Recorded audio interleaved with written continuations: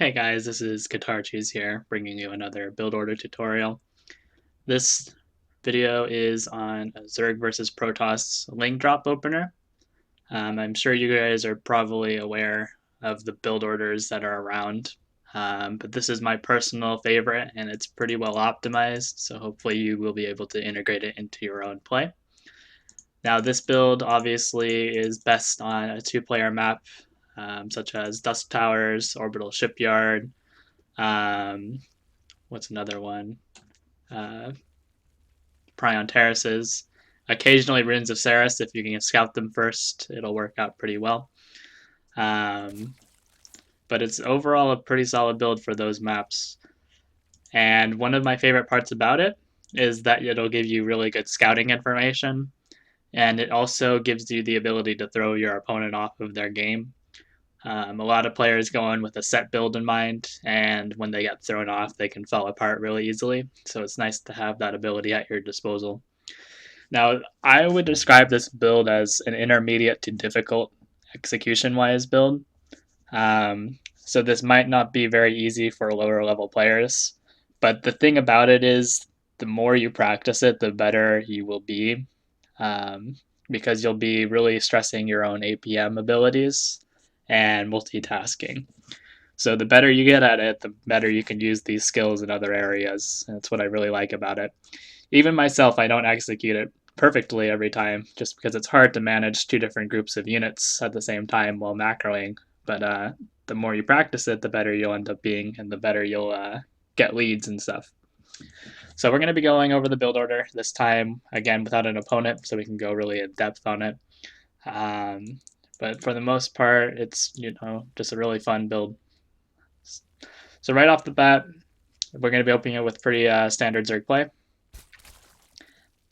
So you guys are probably aware already, 17 hatch is pretty standard. This build, we will be going 18 gas, 17 pool afterwards. So these two drones you build will be rallied. The first one to the gas geyser, the second to build your pool. From here, these first two drones you can rally to the gas geyser, and then you grab the third one off the mineral line. Continue building drones. Your Overlord will be building on 19 supply. This should be pretty familiar with most of you guys. It's pretty much standard hatch gas pool opener. Continue building drones. That one was a little late. Build your two queens. Right away, build a Zergling. You need a Zergling so you can ward off a probe chilling at your third base and it prevents them from making a pylon, which is potentially very annoying. From here, build your Ling speed at 100 gas and pull two of these drones off of your gas geyser. We will only be mining with one here for a little bit. So we continue making drones. This should be pretty familiar with most of you guys. Even just normal speedling openers usually pull two drones off of gas. This drone here, this was drone number 28. Actually, drone number 27, I think. But we rally this from our main hatchery to our third. And we take that on 30 supply. Go in and inject. And at 31 here, we're going to be building our fourth Overlord. So 31 Overlord. As soon as I get a larva for it, we gotta wait for our larva. Okay. Now I have a larva, but I'm not building an Overlord. There we go. Build an Overlord, and then as soon as you build that Overlord, build your Evo chamber. So it'll be at 31 supply here. And you build two more workers, so you're at 33.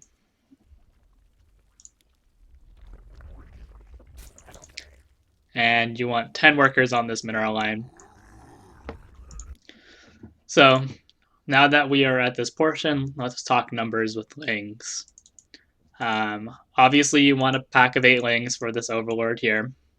You're going to be using that to drop, and most of you are probably aware, 8 Zerglings fit in an Overlord.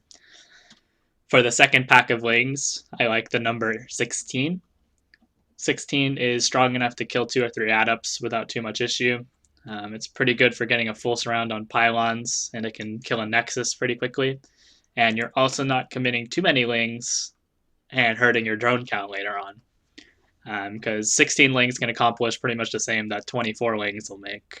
So I like 16. If you really want to make more units and be more aggressive, you're free to do so. But for the purpose of this build, we build 16 Lings here and then 8 in this Overlord here. So from 33 supply, we build 3 pairs of Lings because we have these 2 already. So 3 pairs plus this pair is 8. And we'll be using these Lings for this Overlord here. This Evo chamber is almost done, but after you build these 3 Lings, you build an Overlord at 36, so we don't get supply blocked. I should do that in a second here. Overlord. And from here, spend all your larvae on Lings. Now, these second Lings are rallied towards his third base, while our main Zerglings are rallied towards this Overlord, which is going to be our dropship Overlord. As soon as this Evo chamber finishes, you want to morph this, of course, which I'll do in a second here. It's not important to do it like as soon as possible because Lings take a second to travel, but you do need to morph that relatively quickly.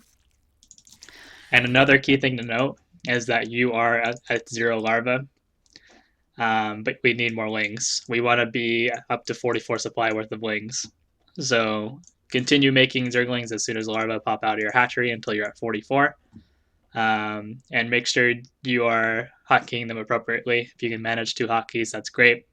On hotkey number 3, I have my 8 Lings going over here, and then all my other Lings are on hotkey 2 going towards here.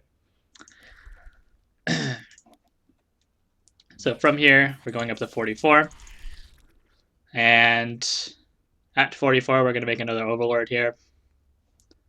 Now that I'm looking at this, I could build another Queen here. Okay, so in this replay, I don't build the Queen. For the purposes of doing this build optimally, we're going to pretend like I did make my Queen earlier. So I would say probably 36 supply after you build that Overlord, you can add in your third Queen. Unfortunately, I appear to have made a mistake in this replay and delayed this third Queen. But it's okay. So just remember, you can build this third Queen earlier. I think I built it right now, yeah. So I built it now, and that's kind of late.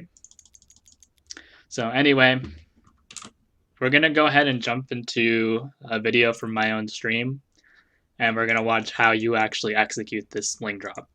Because a lot of all the times people do these builds pretty well, like the build order, but they execute it poorly, and it sets them behind. So we're going to quickly look at a video of how I execute it, and then we're going to talk about it. So let's see here. Okay, got to back up here. All right, so these Lings are heading over to that dropship. We have the same pack of 8, and then we have 16 rallying towards the third. You want to drop the Lings as soon as possible. If they scout it, I mean, they can probably deflect you a little bit, but you want to make sure you're dropping them. So right away, send these pack of Lings to the mineral line. This game, my opponent had his units at his third base because he was planning on taking that third nexus. So that's ideal for us. There's no mothership core to overcharge, and his adept is sitting outside of the area he wants to defend. So we come in here to his mineral line. At the same time, we're poking his third, and we see a Stargate. Okay, so if you remember, I mentioned we want to be scouting with these Lings as well as applying pressure. So we see that Stargate, and we're attacking probes. We killed an adept with our other pack of Lings, and we're killing a pylon. And then we're over here as well. So not only did we deny his third base, we killed an adept, we killed probably 5 or 6 workers, and we scouted the oracle that was building. And we threw off his build significantly, because obviously this was not part of his game plan. So we continue running around the Lings. This guy is actually a Korean Grandmaster opponent, so if this is going this well for me, I'm sure it'll go well, even versus lesser opponents. So one important thing to note, I'm just going to come back through here. You want to be active with both groups of Lings. Let's back up. So as soon as that was cleared, I started poking over at his ramp with the other set of Lings, and I forced an overcharge. And then I got out of there. He had to use his Oracle to defend, which is even better for me. So that's pretty much the gist of how you execute it. You just want to avoid all the threats. So if there was his mothership core in the main base, you obviously want to run away towards the natural. If there's adepts in the main base, you want to run away. Just try to keep your Lings alive and being as annoying as possible. And every bit of damage you get is just a plus. So that was an example of pretty much the critical damage you could do. Occasionally, you're going to get just shrugged off, and all you're going to get out of this is scouting.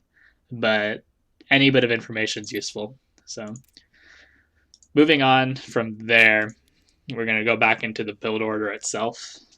If you do have any questions about how to execute that, please let me know in the comments, and I'll be happy to answer. But from there, you want to start droning. So remember I mentioned we built that Overlord at 44, and we're going to be making drones with all the rest of our larvae now. During this is when you're actually doing the attack. Continue droning. Let's say I come in there and I scout a Stargate. You can take that time to just throw down spores right away. Or like that replay or game I showed you, you can force them to use his Oracle defensively, which is always nice as well. But you use that and you can just scout and respond. So if I don't build spores because I don't have an opponent, you could build spores now. Spore, spore, spore. You definitely have the minerals to do so. Let's see here. Yeah, we have the minerals to do so. From here, though, we'll talk about how we do transition versus what we scout. So if you come in with the Stargate, you're obviously going to want to drone really, really hard beyond the spores. If you're playing against a Twilight Council and you see the Twilight Council upgrading, you're going to want to make sure you're getting ready to defend versus probably the Adept upgrade. And you'll probably want to build an earlier Roach Warren than you would think to, just because it's going to be really threatening to not have a Roach Warren versus upgraded Adepts. If you see a Robo building, you're going to play almost like Heart of the Swarm versus Immortal All-Ins, where you cut at like 50 workers and you just start massing Roachling. And in this game, you get Ravagers also, so that's nice. So as I progress through here, I'll just talk about where you'll be wanting to cut workers. Now, a key thing to note, this is the time period where you're going to want to put drones back on this gas geyser. As we approach 100 gas, so we spent our Ling speed, our first 25 went to this Overlord, and then we've been mining with one drone this whole time. As we approach 100, you want to add the 2 drones back onto this gas. And then you want to build a lair as soon as you hit that 100 gas. So right now we have 39 drones. We have 24 Lings. I'm not going to use supply anymore because it's going to always be different. If you lose Lings here, it'll look different than if you were just randomly maintaining them all. So we're not going to talk too much about supply anymore. But I do throw down spores just for fun, though, since I don't have an opponent, just so we make sure our drone count looks normal if you were playing against the Stargate. So we do our lair with our first 100, and then once this mineral line's saturated, I had 22 workers. I take these 2 more gases. If you remember my last replay, my last video, I talked about how it's good to have more drones than 16 when you take your gases. So that's what we do here. We build these 2 gases. We're slowly rallying to this base. In case you're wondering, this base and this base were rallied to here, and the 3rd base was just rallying to itself. From here, I drop down my Roach Warren. It's pretty much safe. You always want to build a Roach Warren here at your latest, just in case. But you might want to get it earlier depending on what you scout. So we build that Roach Warren.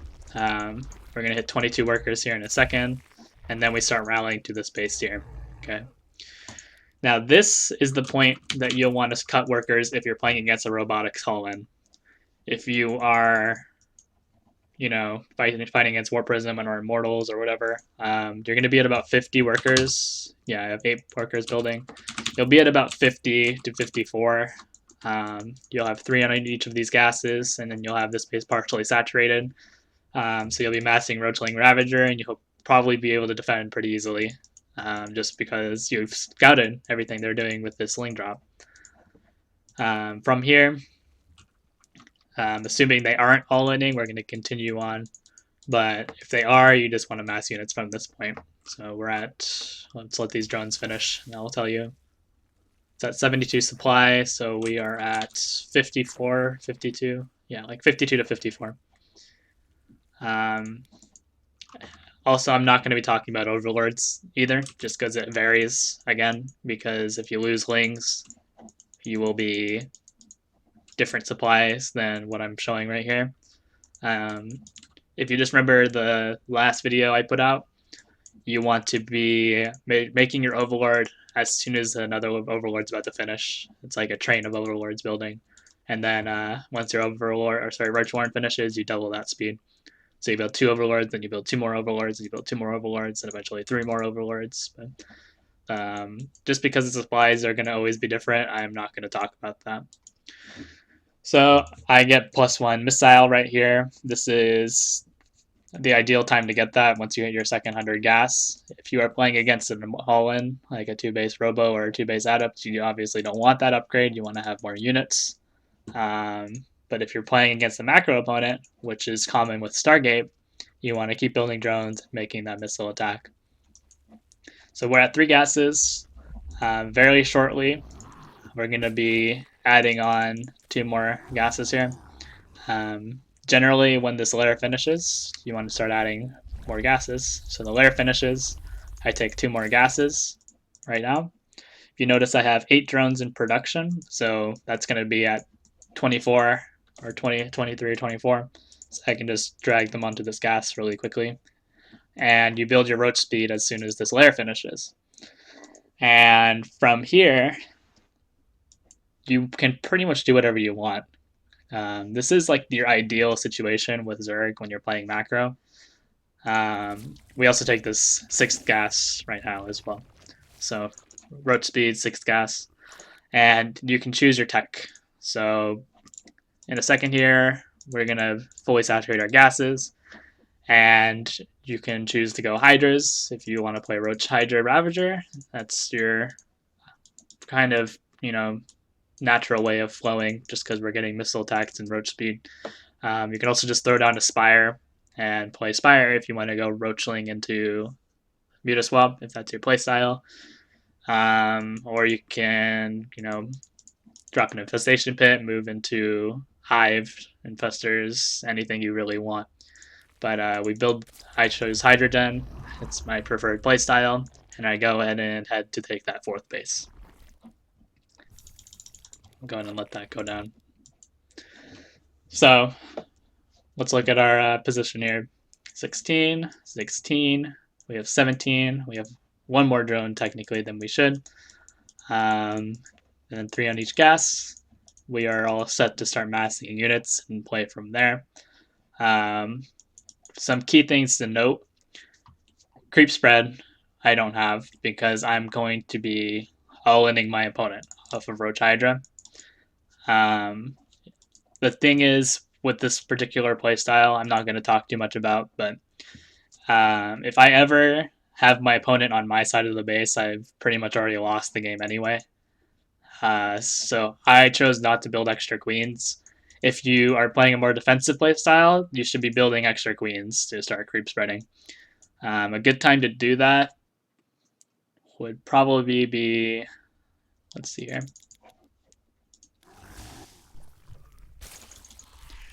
Not here, not during the attack. Once this 3rd base finishes, build a 4th queen now. So you'll have 3 and then a 4th queen. So if you wanted to spread that creep, this is the time to build a queen. Maybe even 2 if you wanted to. However, for the build I generally do, I'm just always attacking, so there's no point in having creep spread. So that about sums up the build. If you guys have any questions about anything, feel free to ask in my comment section, and I'll be happy to answer. I'll just reiterate why I like this build. It lets you scout pretty much everything your opponent is doing. It lets you respond really well to it. You get to put on a decent amount of pressure, so you can throw your opponent off of their game. And it challenges you to improve because it's a high APM build. So the more APM you have or are able to use, the more success you'll have. So it's really fun. I think it's a nice change now that the overcharge was nerfed, and it should probably see more play. Other than that, thank you guys very much for watching. If you like the video, please subscribe, and I will be coming out with a video pretty much weekly. Other than that, thank you guys, and have a good rest of your night. Take care.